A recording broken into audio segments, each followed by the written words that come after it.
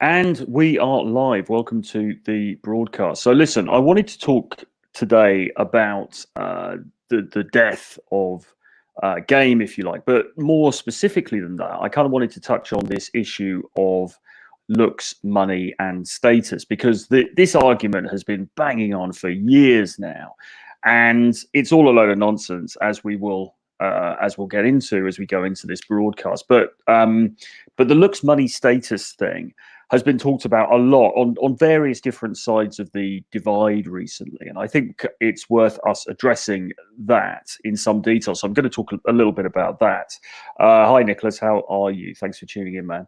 So there's that. But there's also the other thing, which is that people, because of the pandemic, because of the situation with COVID-19 and the lockdowns and everything else, people are saying, dating is dead, game is dead, social interactions are dead.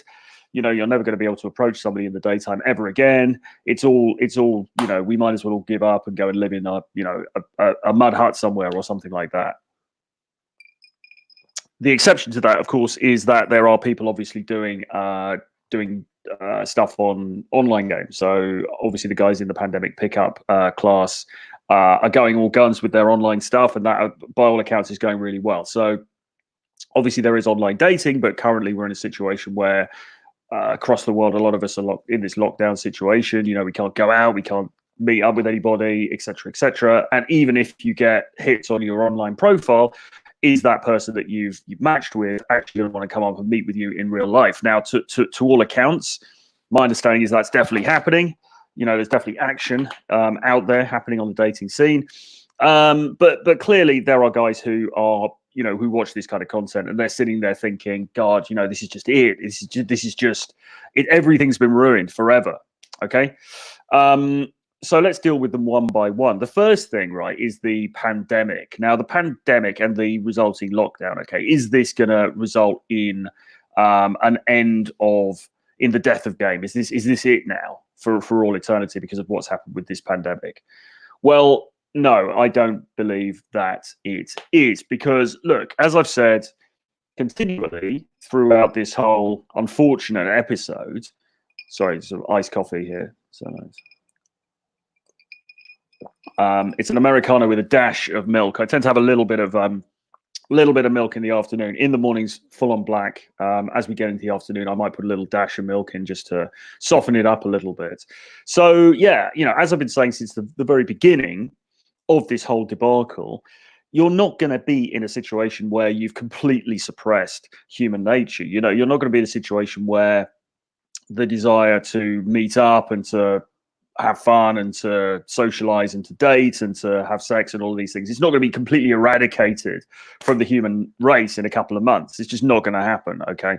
And actually what we're starting to see now, because lockdowns are starting to be eased, we're starting to see actually people are very keen to get out and to come together, no pun intended, in quite a enthusiastic manner. Now, as I was saying yesterday, I've been in London, and back down in London, in the parks, everyone was out and about over the weekend. We just had a holiday weekend. So Monday was a holiday, which is why I didn't put a podcast up this week. So apologies for that, but back on with the podcast next Monday.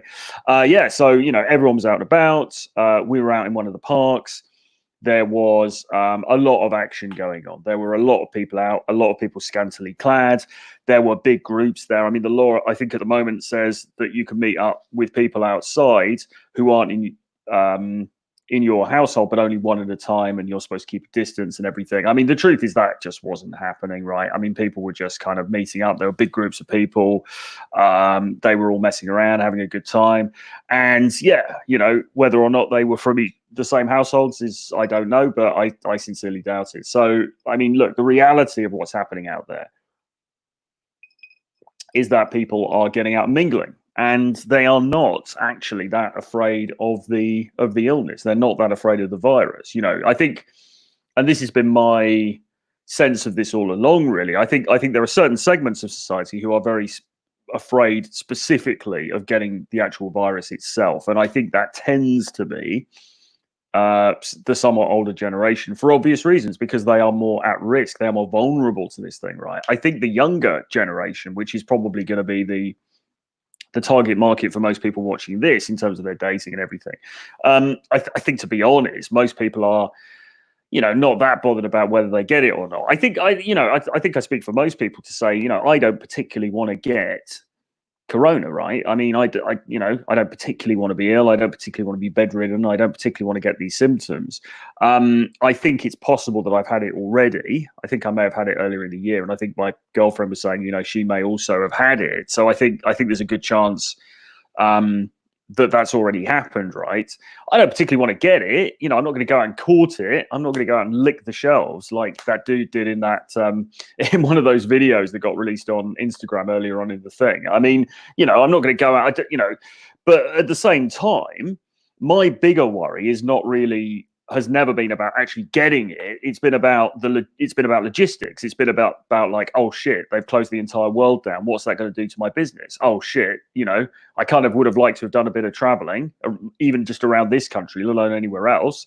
And because the entire planet's been shut down, that's really difficult. That's been my concern. My concern hasn't immediately been, oh my God, I hope I'm not going to get COVID-19.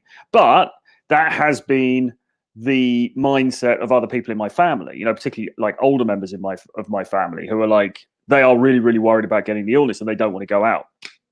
My point with all of this, right, is that actually, I think generally speaking, the younger generation, they're not actually that bothered.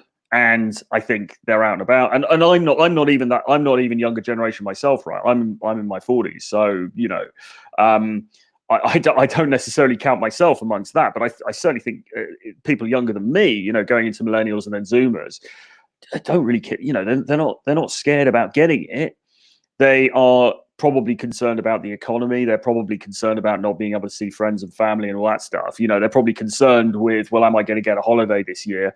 Am I still going to have a job at the end of this? All that kind of stuff. I don't think they're that worried about getting it, because the reality is, and even our chief health advisor here said, most people that get this very mildly. Okay. So, I think despite everything that we're seeing in the media and all the people we see being interviewed and all the rest of it, I think the younger generations don't really give a damn, So I think as soon as lockdowns are even more eased than they are, I think we're going to get back to something approaching normal, and that's going to be something approaching normal in terms of socializing, but also in terms of dating. I really do. I can't see this being a massive impediment to it, right? You're not just going to suddenly, you can't just suddenly eradicate human desire just because there's been a pandemic for 2 months. Okay, it's not going to happen, right? It's got a couple of by the way, any questions, it's Q&A as well, so put any questions in the chat and we'll get into them. Anything about dating, anything about what's happening at the moment, etc., travel, all of that stuff. So let's get into it. What do you do when it takes a days to text back, but you already talked a lot before? Well, I mean, probably nothing initially. You just want to kind of leave it. If she is not, playing ball, if she's not engaging with you, then you don't want to engage with her. You want to move on to other prospects. Having said that, it is acceptable after a few days to send a ping of some kind. Now, a ping is a brief message that it could be a text. It could be text, but it could equally be a picture, a photograph, a meme, or something like that, just to try and reignite the thing again. Because sometimes, people are busy. Girls can be very flaky in terms of their texting habits. Sometimes they do forget, or they just, they whatever, I don't know, they've got other things on their mind. And sometimes a little ping doesn't hurt. It's better. What you don't want to do is anything needy. You don't want to be texting back and going, oh my God, you didn't see my message. Do you still like me? Or anything like that. That's not what you want to be doing. But you could send like a funny meme, or you could send a joke, or some kind of like little GIF or something like that, and just go, oh, I saw this, thought of you, or just send the thing. You don't even need to put a message. And what she's likely to do, if she's into it, what she's likely to do is that will remind her, and then she'll look back to your last, say it's on WhatsApp, she'll look back to your last message, and then she'll come back and go, ha ha ha, and then she'll reply to your last message, and then you've kick-started the thing again. So that's a good thing to do. But ultimately, this is all about abundance, isn't it, right? There are enough people out there that you shouldn't be chasing down any particular one. You should have options, and you should be attending to those as well as her. What else? Kevin from Sales, which is a cool name. How fast you should meet with a girl you write from dating apps? Is there a window?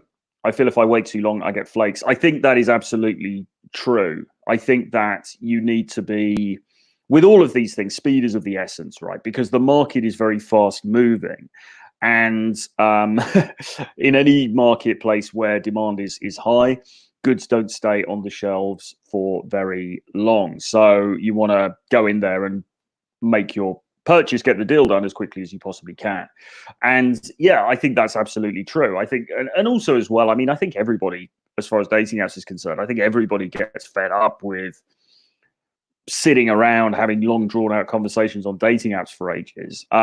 Girls as well, right? I mean, they kind of want to meet up with you to see if you are the real deal, to see if there's a chemistry there, if there's a spark there, as quickly as possible. There's nobody really wants to spend hours and hours or months and months chatting on a dating app. So yeah, absolutely. I think, you want to be, and again, I haven't been in any of the pandemic pickup webinars, unfortunately, because they're in the middle of the night for the UK, but I'm in their Facebook group and everything. Those guys are doing great work in terms of online dating.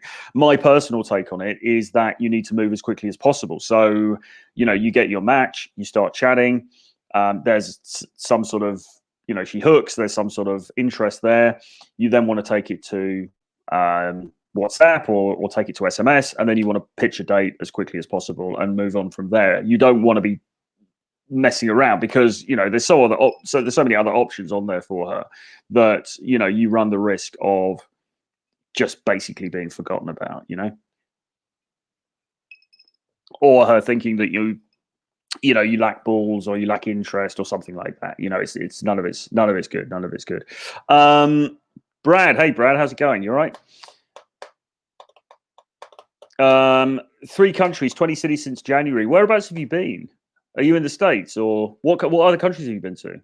Be interesting to know where Brad's been to here, but you haven't worn a mask. Fair enough. 35 years old, dating more than ever. So, okay. So from that, I take it that he means that the things are pretty vibrant out there, let's say.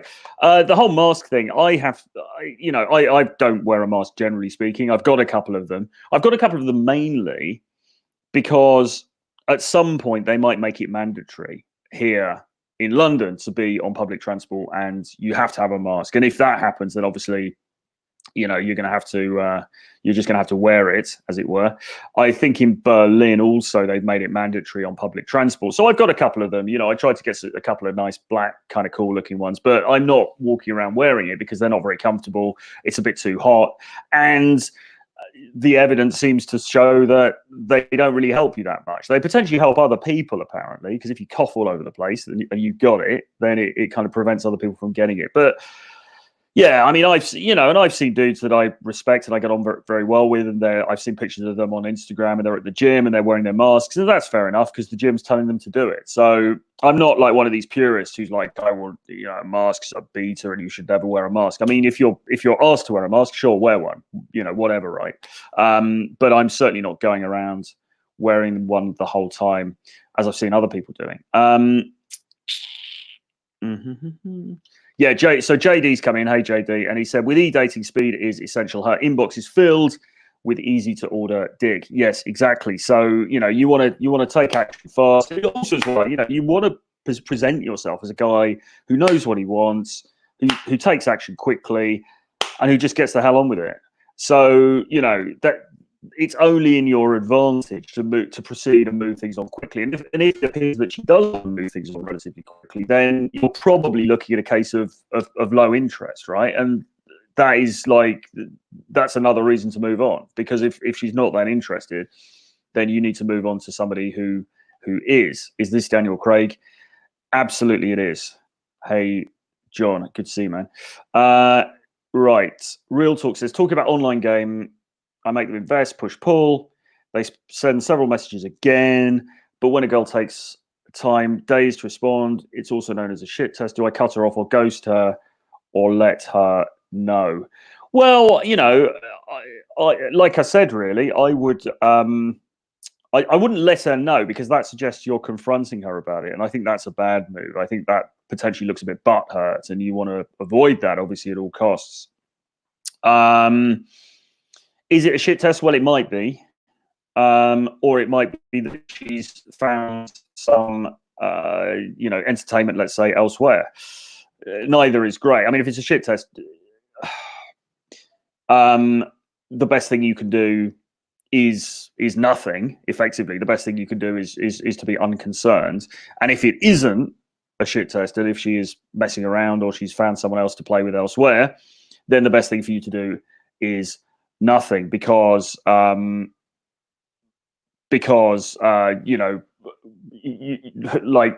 don't want to be looking like a keen loser, right? You always want to be unconcerned. So I wouldn't cut her off. I wouldn't ghost her. I would do what I said, which is to leave it a couple of days, maybe send a funny meme, see if she comes back to that. You can always send a little message saying still alive or something like that, or or whatever, but don't sweat it, man. This is the trap. Not Real Talk himself, but this kind of thing is the trap that so many guys fall into, and I used to fall into, which is to sweat it too much with these individual leads, let's say, and they're not going to go anywhere anyway, right? I mean, the answer is always you need to be getting more leads into the pipeline. The answer is always you need to be swiping more, you need to be approaching more, you need to be going to more social gatherings when we're allowed out. You need to be, you need to be hitting it harder, right? That's always fundamentally the answer, because with individual cases, you can never know exactly what, why she isn't responding or what's going on. Do you know what I mean? You just need to have more options in the bag. All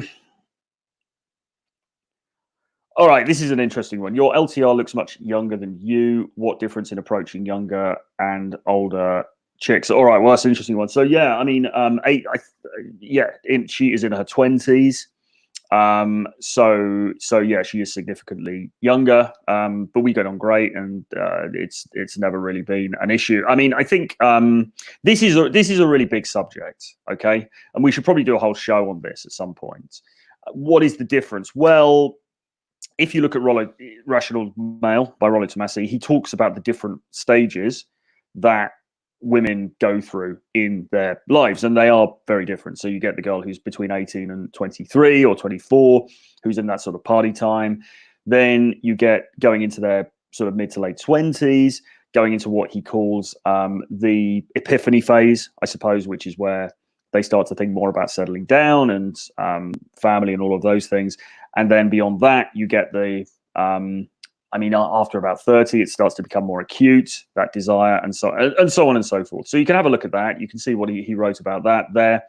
On the basis of that, there are certain things that you can look at doing differently, because if the girl is up for fun, she's relatively young, she doesn't want anything with any strings attached, all that kind of thing, then you can approach it in a much more playerish way, let's say, because she is not going to be concerned with somebody who looks like they're good long-term potential or whatever as much, right? Ironically, guys will often say that the girls who are getting into their late early 30s or late 20s or whatever, those kinds of girls can be more difficult to approach because their standards are higher, because the standard that they need you to meet is not just, oh, he's kind of good looking and he's cocky funny and I fancy him, so let's go. The standard is higher in the sense of, okay, is this guy potential long-term partner material, right? Okay, and that is a harder standard for anybody to reach, and it's frankly, it might not be one you want to reach, right? Because if you're in the market just to have a bit of fun or whatever, then you don't want to be pegged as that sort of mature kind of provider dude. So there are certain things that you can do differently for sure, but in the end, I mean, attraction is attraction. In the end, game is game, and it doesn't really vary all of that much. I mean, you need to just be putting yourself out there and approaching people that you find attractive and just running through the process, right? Just running through the process. And it's laid out in my book, Seven Laws of Seduction.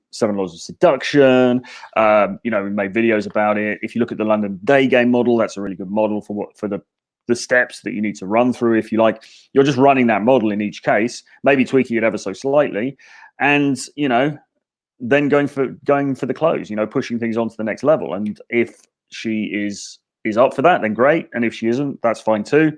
You just say goodbye and you move on to the next one, right? So thinking about age is probably not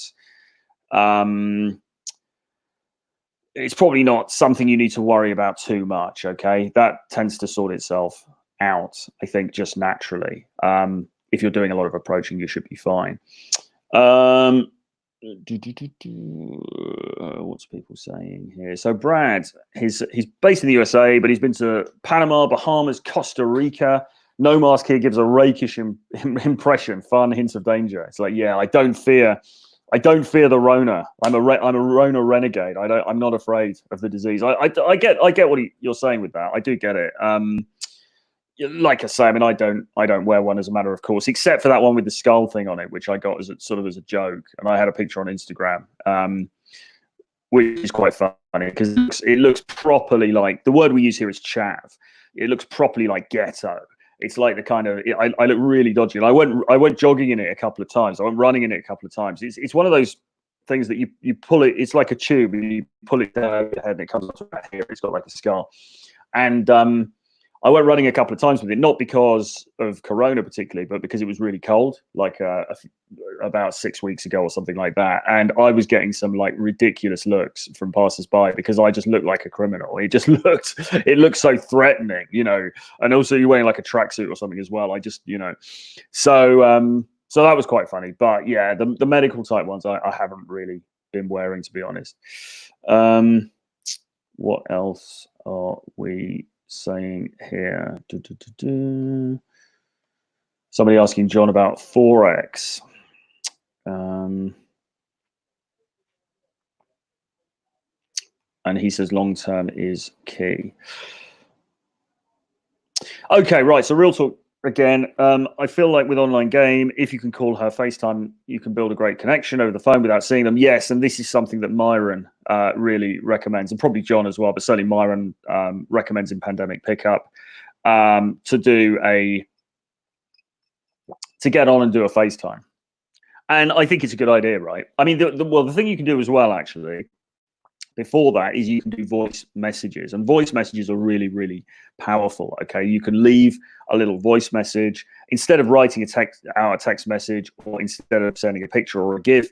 You leave a little voice message, and you just say whatever you want to say, and that's really nice because it feels a little bit more personal. Not so many people do it, so it stands out a little bit, and that's kind of and also as well, your voice can be an aphrodisiac also, particularly if you've worked on your voice a bit and it's quite low and you're quite slow and you can talk in quite a seductive sort of a way and bring that out. That can be really helpful as well. So that's another really cool thing you can do. And yeah, beyond that, then you might want to think about doing a FaceTime call, because a FaceTime call, you get that person-to-person interaction that can't be achieved in any other way other than actually meeting up in real life. Yeah, cool thing to do. And you can really, really build rapport very quickly doing that in a way that you can't do through any other means, really, except for meeting up. So yes, I think that is a very good idea. What else have we got? That's interesting. Somebody said, sorry, just before that, somebody said, no way you look like a criminal, more like James Bond on a mission. No, well, thank you very much, but I definitely look like a criminal. This thing was pretty scary looking. I won't put it on now because I'm not sure where it is. Yeah, I look pretty dodgy, I have to say. But Scott says, I never meet a girl without FaceTime ever. I want to see what they look like. Yes, that is a good point. That's another angle on it. It's not just about her, it's also about you. And obviously you want to, make sure that you know what you're getting into. So that is a very, very good idea, because you don't want to get disappointed. Kevin says, I'm doing great on dating apps, but I really lack on my Insta game. I feel like when I talk to girls with over 1,000 followers, they look down on me on the social ladder. Any tips? Well, get more followers, I guess. I mean, yes, I think this is absolutely true. I think, and there is this whole argument about Instagram. Of course, if you are the blue check mark dude with 100,000 followers and you've got loads of amazing pictures in front of big cars and fancy restaurants and all that kind of stuff, yes, I think you are going to get more attention on the app because that's just the nature of things, right? I mean, it's we live in a very hierarchical world, and if you can demonstrate high value in that way, then sure, you know, you're going to get more attention. So, I mean, that in terms of followers, I mean, you can buy followers. I'm not recommending it necessarily, but you know, there are ways to boost your follower count. I think the important thing, though, really, more than followers, is to get some good pictures. And again, the pandemic pickup guys have got some great advice about that in terms of, you know, the kind of pictures that look really good, the kind of pictures you'd be taking, how you can check those pictures in order to see, you know, how well they score as far as women are concerned, all of that kind of stuff. I think good pictures are going to get you there. Because listen, if you know, yes, looking at follower count is going to be one filtering funnel that she can use, but if you're really cute and she really likes you, then she's not going to be that bothered about how many followers you've got. Really, it helps, sure, but it's not necessarily essential. So so yeah, that would be my view on that. Really focusing in on the pictures and getting those pictures as good as they possibly can. I mean, Scott says getting to 1K is not difficult. You've just got to work on it a bit. I think that's true. I mean, you can also do follow unfollow as well. So if you don't want to buy followers, you can get programs to do this, or you can do it yourself. You just go on there and you just follow other accounts.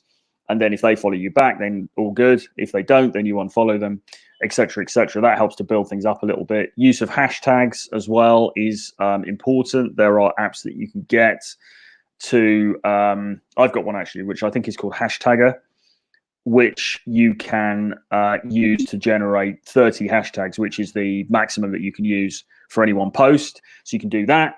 That can help get you some traction. Yeah, you know, there are different things that you can do to pick up followers for sure. Doing stories, I think, is very important as well. Blah, blah, blah. You know, you should get to 1,000 pretty quickly. But the thing is, there's always going to be some dude above you. There's always going to be some dude with more followers. You know, you get to 1,000. Well, what about the guy with 5,000? You get to 5,000. What about the dude with 10,000? You know, it's a battle that you never win because there's always somebody who's further above you. So I think the quality of content, and also in the stories as well, showing yourself out and about, having a good time, being in classy places, nicely dressed, all of that kind of thing, is that kind of stuff really turns the dial.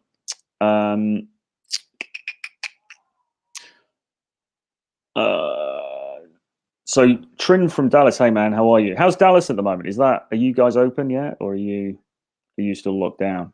He says, what books do you recommend? Well, obviously all of mine. Renegade Dating Blueprint, you can get on the link below for just $39. I'm also, by the way, editing a collection of articles. So all of loads and loads of old stuff from about 2017 to 2019.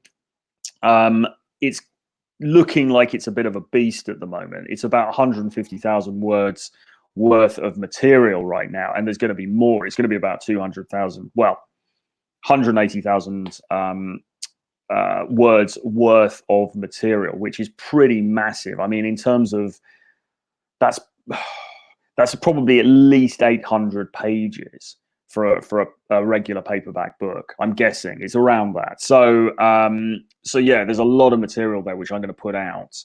All of these are old sort of articles, which hopefully will be really helpful for people, because there's a lot of, though I say so myself, there's a lot of cool stuff in there.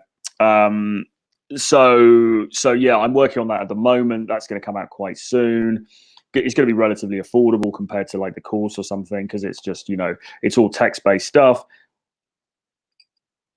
But I did want to put out some sort of record of all of that work from those years, because like I say, there's some great stuff there, and stuff that I want to, you know, remember and make sure it's out there and it's easily accessible. Some of it's still online, a lot of it isn't, but the stuff that's online you have to go and hunt through and search for, which isn't great. So I think it's nice to do it in this kind of like in a book format, PDF format. So there's that. But in terms of other people, I mean, well, Heartiste on Game is fantastic. If you look up, just type in Heartiste, HeartIste, on game. If you type that into Amazon, you'll find that. That is an amazing collection of writing by the blogger Royce, otherwise known as Chateau Artiste. All about just dating and the dating marketplace and all that kind of stuff. Amazing stuff, fantastic, really, really great writer. You should read that. The Art of Seduction by Robert Greene is really, really good as well. It's a bit of a cerebral book. It talks a lot about history and about historical examples and writers and so on and so forth, philosophy and things. But so it's not a sort of a practical, right, this is what you do when you get to the club in Vegas type book, but the stuff in there is absolute gold. So 100% I would recommend that. I was going to say Rollo Tomassi Rational Male, which you should read anyway, but that's not really a game book per se. What else is there? 60 Years of Challenge is really good. If you can look up 60 Years of Challenge, he's got some different PDFs about his take on game, which is really cool. Mode 1 by Alan Roger Curry is great. That's really, really good, about very direct game, you know, just going in there and saying what you think and, you know, let the chips fall where they may. That's really, really cool. What else is there? Book of Pook, people always talk about. That's a good one also. There's loads of stuff. There's just so much great material out there. Tom Torero's books are good. What's his Street Hustle is really good. His like textbook, if you like, about day game. That's really cool. There's just so much stuff out there, but those are some of the ones that I have enjoyed and I recommend. But there's always new stuff coming out. There's always new people sort of bringing new thinking to the space, if you like. So it's worth looking out for new things. But those are some of the classics. Those are some of the things that I would recommend myself. What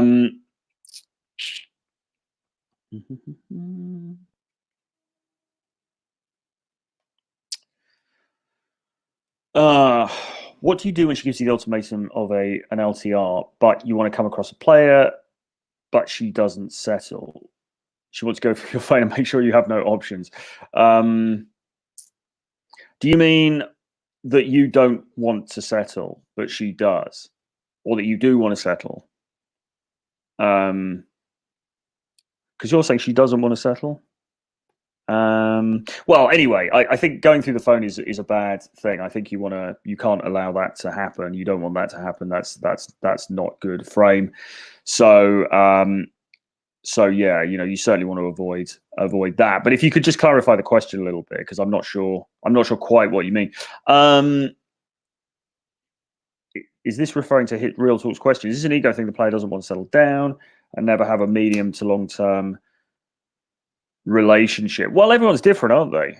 Everyone's different. I mean, I don't think that is a universal by any means. I think a lot of people do actually end up in relationships, having relationships and things like that, and that's fine. I mean, it's whatever anybody wants to do, right? I mean, you don't have to be bound to one person's thinking on this. It's just, you know, and actually, I think the majority of people do end up in the end in an LTR. So that's, you know, that's kind of how things go. Or they turn to God and they go and live on a mountain, which is a different route to market.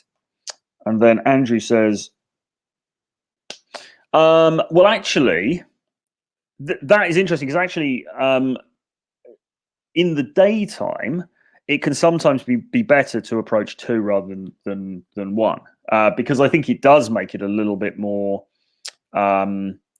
normalized, if you like. They feel a bit more comfortable. It's a bit more social. It's not just this kind of intense one-on-one thing. So sometimes that can be true. Yeah, if you're in a nightclub or a bar situation, then you might have to. It's not really whether you want to or not. It's just that if you know she's probably going to be in a group, so you may not have much choice. And then the question then is not so much do you do it or not. The question is more, do you just go in and talk to her, or do you go in and talk to the group? And Mystery Method would suggest, or would recommend, that you go in and you talk to the group. You open the group, you engage the group, and then you talk to the one that you're interested in a little bit, you know, after the first couple of minutes. You don't go straight in for the one that you're interested in. Having said that, it can also work the other way around as well. If it's a big group, and 4 is getting there actually, but if it was a bigger group than 4, then you could certainly probably just go in and talk to the one that you're interested in, and kind of, you know, the rest of the group will probably let her do what she wants to do. If it's a slightly smaller group, you probably are going to have to open the group, and a good way to do that is through an indirect opener. So you might go in and ask a question, or make an observation, or ask for some feedback on something, or something of that kind, right? So yeah, I think daytime wise,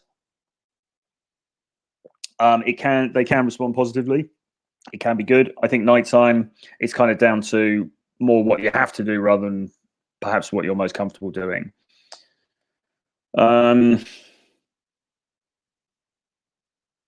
So right, he wants to spin plates, but she wants to cut the options off. Yeah, well, okay.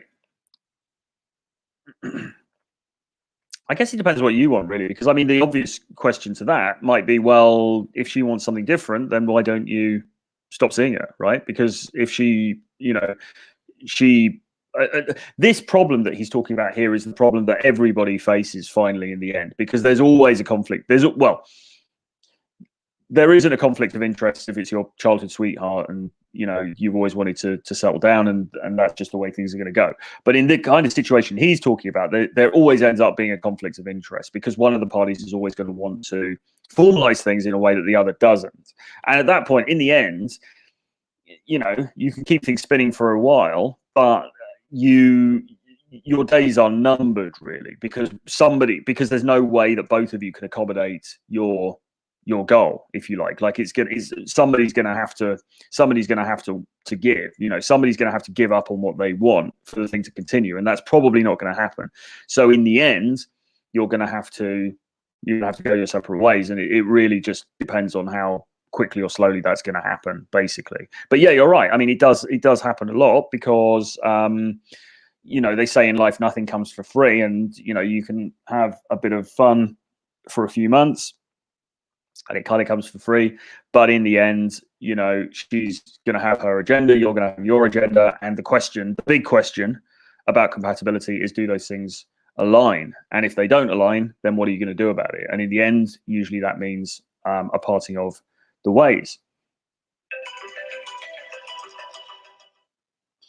Why does game work? Is it linked to a childlike aspect of human nature? Well, I mean, you could say that, but I think it's more linked just to human nature itself. I think that, I mean, again, if you read Art of Seduction by Robert Greene, it's really, really interesting on this very topic, and in getting into, why some of these techniques work, why certain, like some of the darker triad sort of things, why do they work? Why are they attractive?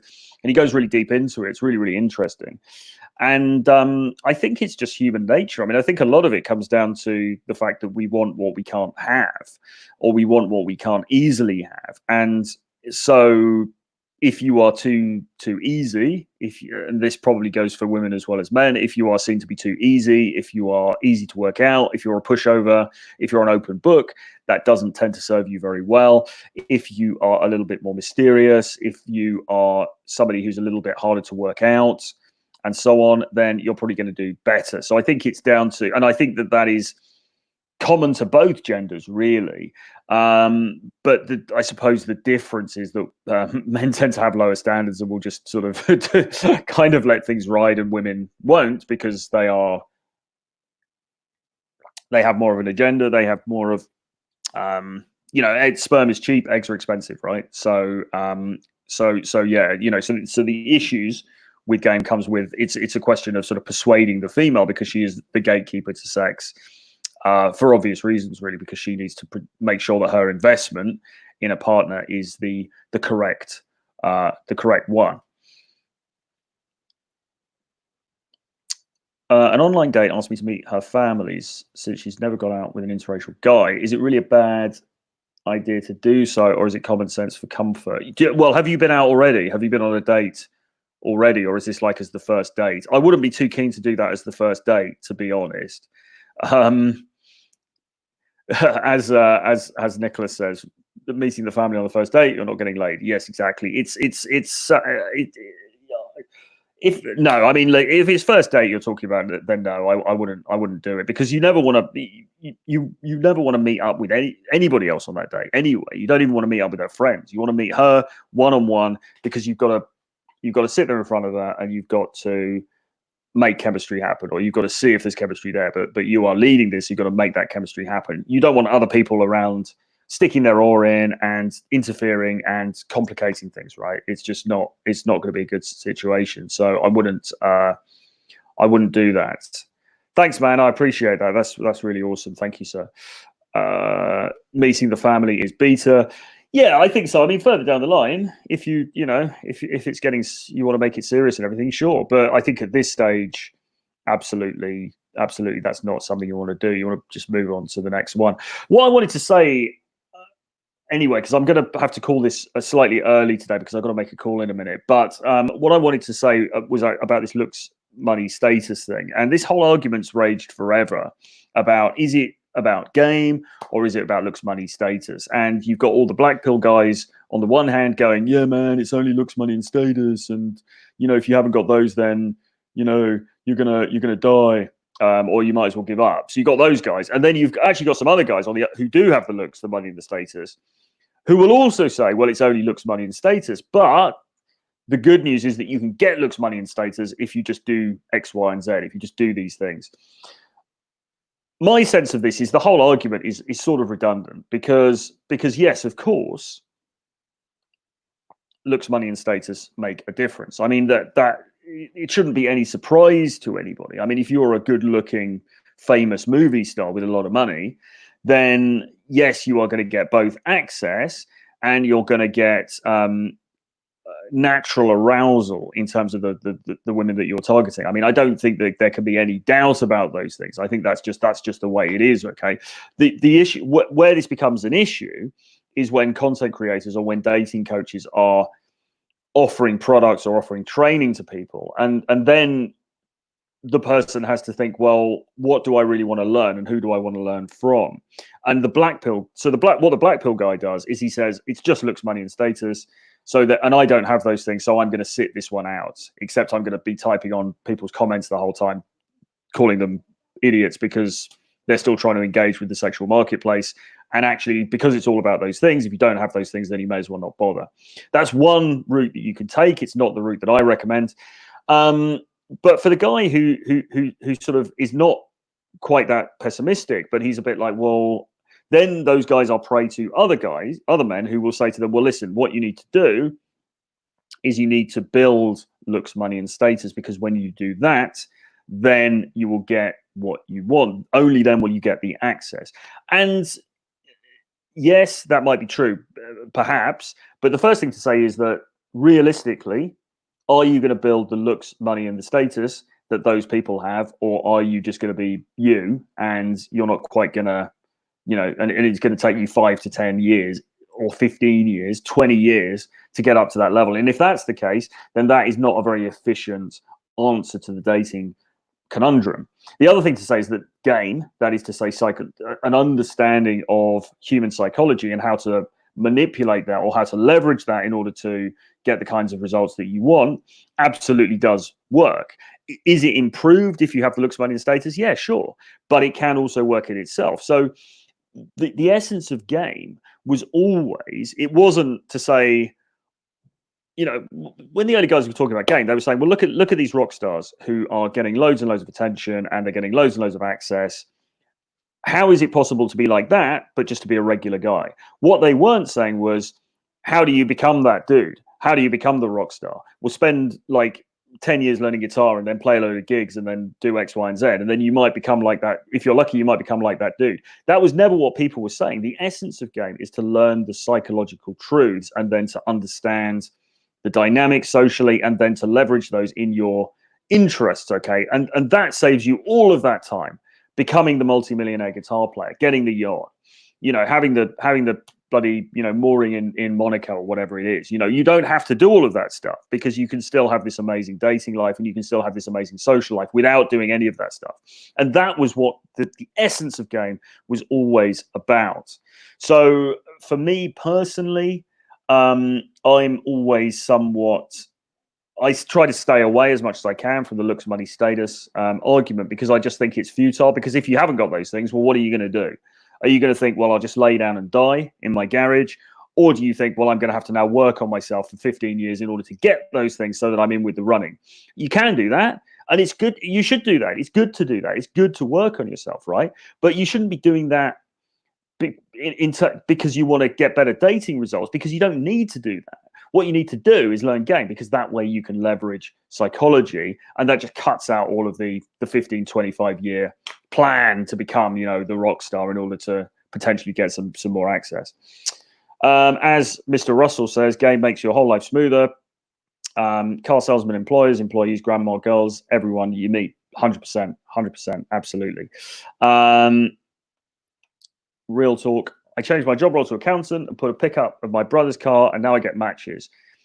Sure. So, you know, leverage what you've got, but you don't want to be doing stuff in order to achieve in the dating field when you don't actually need to do that, when just an understanding of game would get you there much more quickly. You should be doing the other stuff in the background, but that's for yourself. It's not for women. It's not for your you know, your dating life, if you want. All right, so Republic of Awesome says game trumps all, 100%. Nicholas said learn game, leverage life.